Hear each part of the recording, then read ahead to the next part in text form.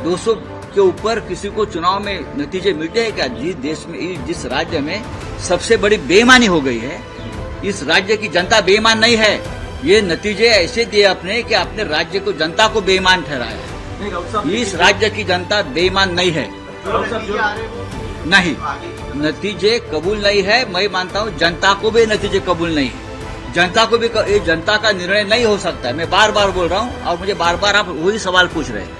बात ऐसे है भाई, जो नतीजे सामने आए उसके ऊपर मैं विश्वास रखने को तैयार नहीं।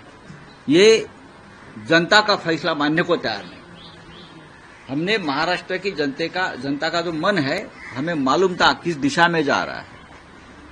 लेकिन 2 दिन पहले गौतम अडानी के खिलाफ एक वारंट निकला, अरेस्ट वारंट। बहुत बड़ा भ्रष्टाचार का आरोप हो गया, ब्राइब का केस है, रिश्वत का केस है 2000 करोड़ का।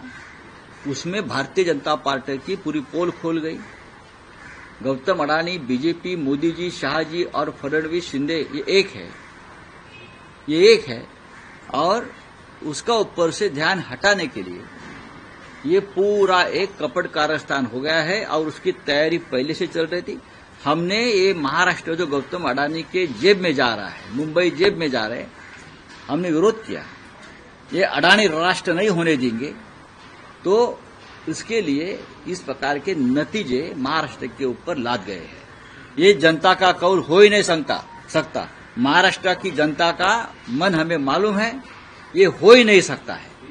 राउत साहब, दिख रहा है कि लाडली बहन जो सरकार, अरे लाडली भाई, यहाँ लाडले भाई है, लाडले नाना जी है, लाडले दादाजी है, सब कुछ लाडले है ना यहाँ।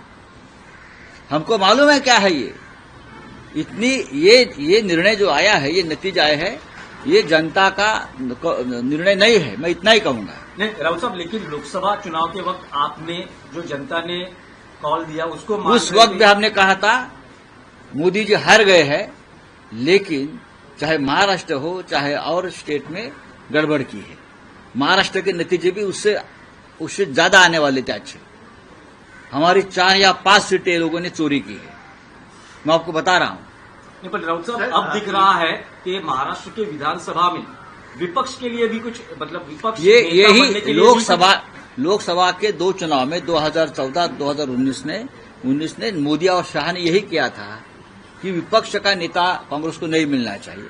इस बार भी वही स्ट्रेटेजी महाराष्ट्र में की है कि विधानसभा में कोई विपक्ष का नेता नहीं रहेगा।